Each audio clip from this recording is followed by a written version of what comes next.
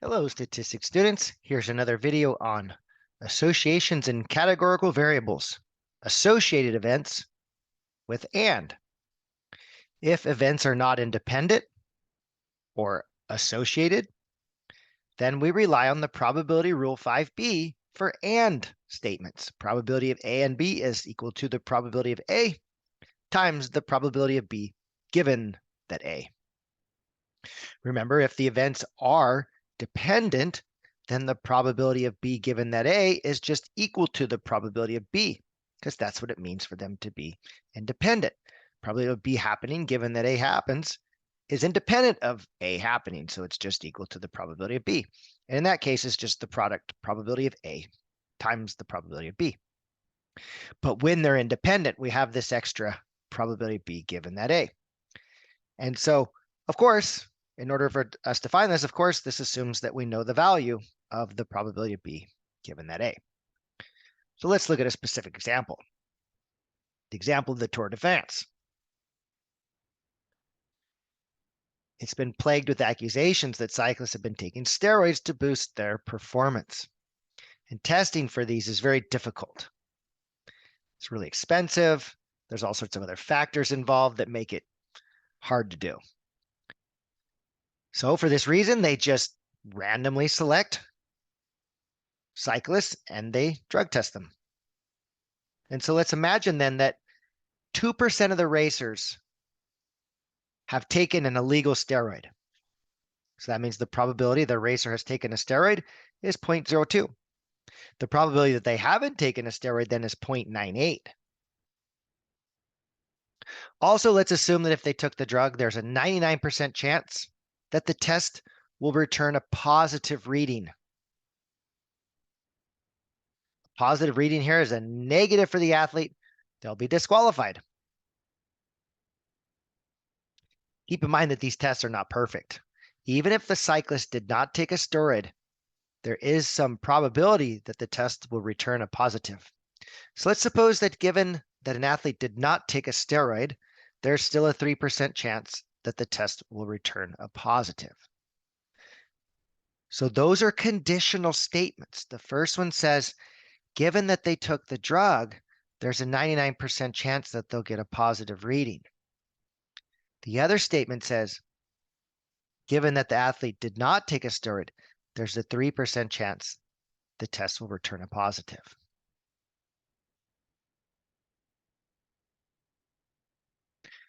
So we would like to know what is the probability that a randomly chosen cyclist will be steroid-free but will still test positive for steroids.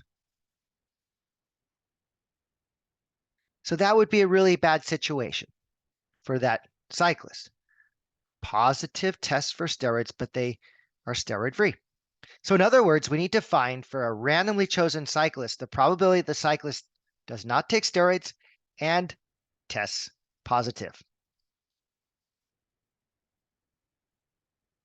So the pieces that we have, the probability that a racer took a steroid is 0.02. So then the probability that they did not is 1 minus 0.02, which is 0.98, the other part out of the whole. And then we also said that assuming that they took the drug, there's a 99% chance that the test will return a positive. So that's a conditional statement which says that the probability that they test positive, given that they took a steroid, is 0.99. But given that they did not take a steroid, the probability is 0.03 that they test positive. So the conditional statement is always the probability that they test positive, given that they did not take the steroid. So notice this is a sequence of events. First, the athlete either takes or doesn't take a steroid. Then a test is given and the results are recorded.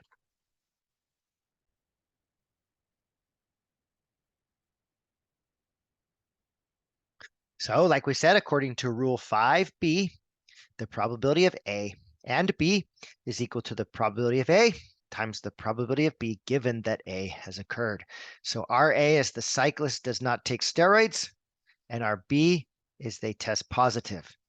So we're looking at the probability that a cyclist did not take steroids and test positive. And so then that's equal to the probability that they did not take a steroid, which is 0.98, multiplied by the probability that they test positive, given that they did not take a steroid. And that's the 0.03. We multiply those together and you get 0.0294. So there is about a 2.9% chance that of those cyclists tested, they'll be both steroid-free and test positive for steroids.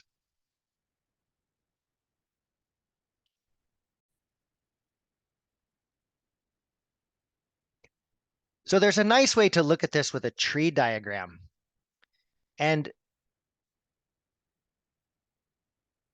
we have two choices that happens with steroids. You either took steroids or you didn't take steroids. And we know that there's a 2% chance that they took steroids and a 98% chance that they did not. And then after they took the steroids, there's a 99% chance that they test positive, which means there's a 0.01 or 1% chance that they test negative.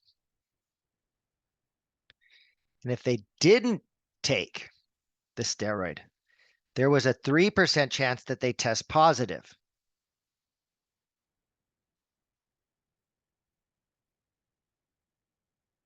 Which makes a 0.97 or 97% chance that they test negative. Now I know that's not a very good looking picture I drew there, but in the next chart, we have it nice and computer generated. And so this makes it nice for us to find these probabilities because these are the conditional probabilities right there that get multiplied by the probabilities here. So the tree diagram shows all possible outcomes after selecting a cyclist who either took steroids or did not, and then testing, and the test will either be positive or negative. Because the events took steroid and test positive are associated, the probabilities of testing positive are different for the took steroid branch and for the did not take steroid branch. Remember what we were doing? We wanted to find the probability that the cyclist did not take a steroid and tested positive. So we simply multiply along that branch of the tree that begins with the did not take the steroid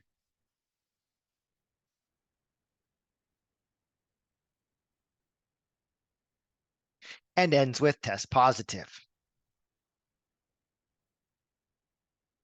0.98 times 0.03 is what we just did.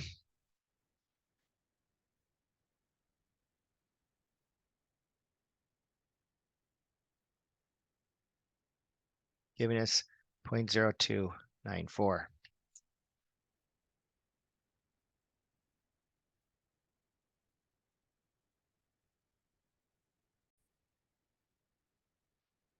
What if we wanted to look at the scenario of somebody getting away with taking steroids and testing negative? How would we find the probability of taking steroids and testing negative? So we have the probability that somebody took steroids and got lucky and tested negative. So that's going to be the probability that they took a steroid